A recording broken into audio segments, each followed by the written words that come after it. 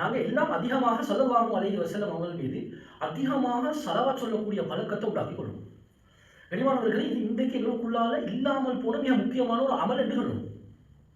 யாருமே இந்த கணக்கு எடுக்கிறது இல்லை. ஆரம்ப காலங்களில் நாங்கள் பார்த்தோம், வயசாளிகள் எப்போ பார்த்தாலும் அந்த வாய் அவர்களுடைய அசைவு அவர்கள் ஸலவாத் ஓதி கொண்டு இருப்பாங்க. அதனுடைய பரக்கத்துகள் நிறைய அவர்கள் கண்டதாகவும் சகோதரர்கள் அவர்கள் சொல்றதை நாங்கள் கேள்விப்பட்டிருக்கிறோம். இதை சொல்லக்கூடிய வரலாறு இது ஒன்று அவர்கள் சொல்லக்கூடிய அவர்களுடைய வாயால் விளையக்கூடியவல்ல. ஒரு ஆண்ல ஹதீஸ்ல வந்திருக்கக்கூடிய நிதர்சனமான உண்மை அது. அதிகமாக ஸல்லல்லாஹு அலைஹி வஸல்லம் அவர்கள் மீது நாங்கள் ஸலவாத்து சொல்றதுனால நிறைய சிறப்புகள் இருக்கு. மலக்குமார்களுடைய துஆ கிடைக்குது, அல்லாஹு தஆலாவுடைய ரஹ்மத் இறங்குது. இப்படி நிறைய விடயங்களை மார்க்க அறிஞர்களும் பட்டியல்படுத்தியிருக்கிறாங்க. அதில் மிக முக்கியமானது தான் என்னன்னா, எங்க எல்லாத்துக்கும் இருக்கக்கூடிய ஒன்றுதான் கவலை. இந்த கவலை இல்லாமல் போகணுமா, கட்டாயமாக அதிகமாக நபி அவர்கள் மீது ஸலவாத் ஓதணும். ஸலவாத் ஓதுறதுனால கடன் இல்லாமல் போகும், நோய்கள் இல்லாமல் போகும், பிரச்சனைகள் இல்லாமல் போகும். பிரச்சனைகள் ஒன்றுமே இல்லாமல் போனால் கவலைகள் இல்லாமல் போலும், நிம்மதியாக ஆரோக்கியமாக வாழ்றதுக்கு. இதை நாங்கள் அழகாக விளக்குறோம். எப்படின்னா, கண்ணியமானவர்களே, இதை முதலாவது அதிகமாக ஸலவாத் சொல்றதுனால எங்களோட வாழ்க்கையில முதலாவது கடன் பிரச்சனைகள் இல்லாமல் போகும். முன்னால காலத்தில் வாழ்ந்த ஒரு மனிதரை பற்றி எழுதுறாங்க. அவருடைய பெயர் வந்து அபுல் ஹசன். வியாபாரம் செஞ்சு அங்கிட்டு கிட்ட எடுத்து நிறைய கடன் வாய்ப்பட்டுட்டார். இந்த அளவுக்கு கூட பிமபுலகின் கபீர், பெரிய தொகை கடன் நினைச்சு பார்க்கவும் இல்லை. இப்ப கடன் மறைவாக வாழ வேண்டிய நிலைமை. ஒரு மார்க்க அறிஞரை வைத்து சந்திச்சார், ஒரு ஆலிமை சந்திச்சார். அந்த ஆலிமிடத்துல வைத்து சொன்னார், இப்படிதான் கடுமையாக நிறைய கடன்கள் இருக்கு, நாங்கள் என்ன செய்யறது? இப்படி கேட்கக்கூடிய நேரத்தில் அந்த மார்க்க அறிஞர் சொன்னாரு, நான் உங்களுக்கு ஒரு விஷயத்தை சொல்லித்தாரேன். பிகஸ்ரத்தி ஸலா அலன் நபி ஸல்லல்லாஹு அலைஹி வஸல்லம்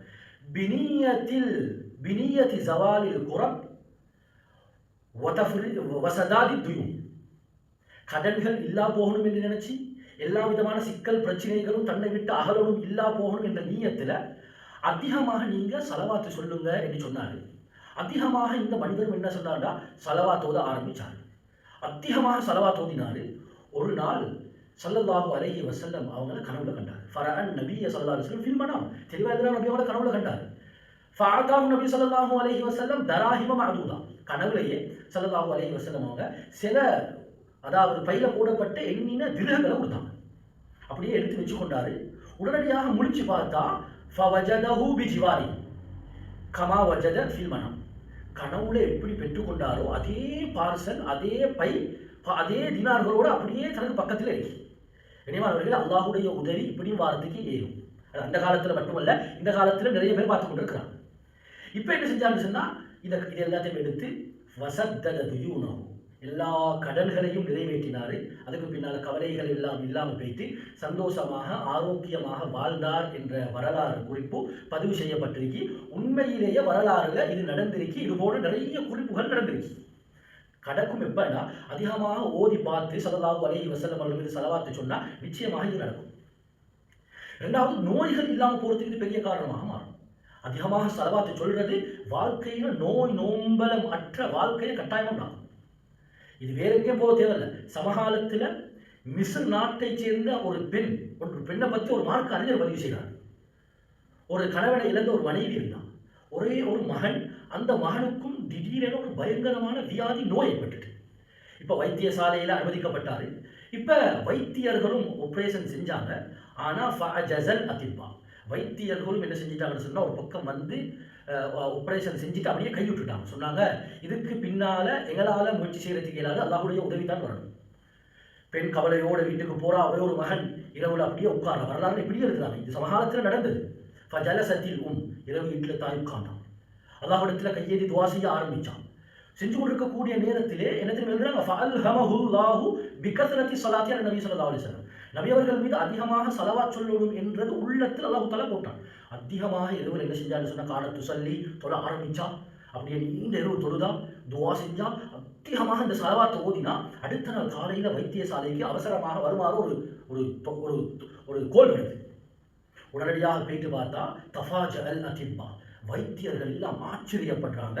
சொல்றாங்க, பிஹுலுவி மரதிஹி மின் ஜஸதிஹி, இவருடைய உடம்புல நோய்வாய்ப்பட்டதுக்குண்டான எந்த அறிகுறியும் எந்த அடையாளமும் இல்லையே என்று சொல்லக்கூடிய அளவுக்கு கண்ணியமானவர்களே நோய் முழுமையாக உடம்பை விட்டும் அகழ்ந்து அதுக்கு பின்னால சந்தோஷமாக இப்பையும் அந்த ஊரில் அவர்கள் வாழ்ந்து கொண்டிருக்கிறார்கள் என்ற கருத்தை அந்த மார்க்க அறிஞர் பதிவு செய்திருக்கிறார்.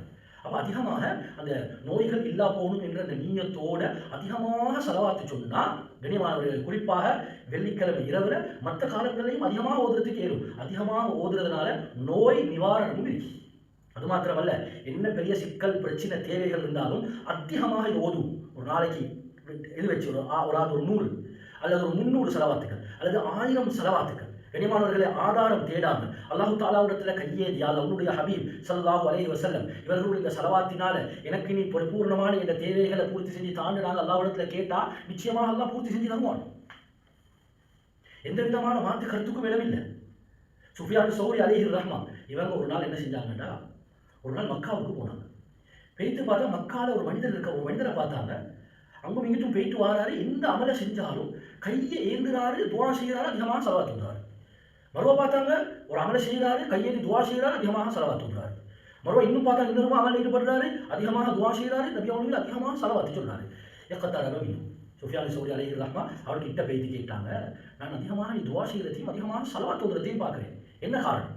சொன்னாங்க இப்படித்தான் ஒரு விஷயம் நடந்துச்சு, இந்த சம்பவத்தை செல்றேன் கேட்டுக்கோங்க அப்படின்னு சொல்லி அந்த மனிதர் சொன்னாரு, சென்ற வருடம் நானும் என் வாப்பாவும் ஹஜ்ஜுக்கு வந்தோம். ஹஜ்ஜுக்கு வந்துட்டு திரும்பக்கூடிய நேரத்தில் வாப்பாக்கு நோய்வாய்ப்பட்டு இடையில திடீரென வஃபாத் ஆகிட்டார். வஃபாத் ஆகினா அவருடைய முகம் கருப்பாகிட்டு வயிறு அப்படியே உண்ண ஆரம்பிச்சுட்டு ஊத ஆரம்பிச்சுட்டு பயந்துட்டு உடனடியாக உட்கார்ந்து தொழுது துவா செஞ்சு அதிகமாக ஸல்லல்லாஹு அலைஹி வஸல்லம் மீது ஸலவாத்து சொல்ல ஆரம்பித்தேன். பாருங்க, இங்கே தான் பாருங்க, அதிகமாக ஸலவாத் சொல்ல ஆரம்பிச்சேன். அதுக்கு பின்னால் அல்லாஹ்விடத்தில் துவா கேட்டேன். கண்ணியமான சகோதரர்களே, சொல்றாரு ஃபகௌஃபௌது கலீலன், அப்படியே கேட்டுக்கொண்டு கொஞ்சம் நேரத்தில் அப்படியே தூக்கம் போயிட்டு, சிறு தூக்கம் கொண்டு போயிட்டு, அதில் ஃபரஐத்து ரஜுலன், ஒரு மனிதரை பார்த்தேன். வெள்ளை வெளியேர்ந்த ஒரு மனிதர், வெண்மையான ஆடை அணிஞ்சிருக்கிறாரு, தலப்பா அதாவது ஜுப்பா அணிஞ்சு தாடி வளர்த்து வெண்மையாக இருக்கிறாரு, பிரகாசமாக இருக்கிறாரு. அவர் வந்து உடனடியாக கனவுலையே என்னை வாப்பட அப்படியே மேலே அப்படியே ஃபுல்லாக தடவினார். தடவிட்டு கொஞ்சம் நேரத்தில் பார்த்தா அப்படியே வயிறு அப்படியே உள்ளுக்காக ஆயிடுச்சு. அப்படியே முகம் முகம் அப்படியே பிரகாசிக்க வெண்மையாக மாற ஆரம்பிச்சுட்டு. நான் கேட்டேன் கனவுலையே, நீங்க யாரு? மன் அந்த், நீங்க யாரு? அந்த மனிதர் சொன்னாரு, வஅன முஹம்மது இப்னு அப்துல்லாஹ், நான் தான்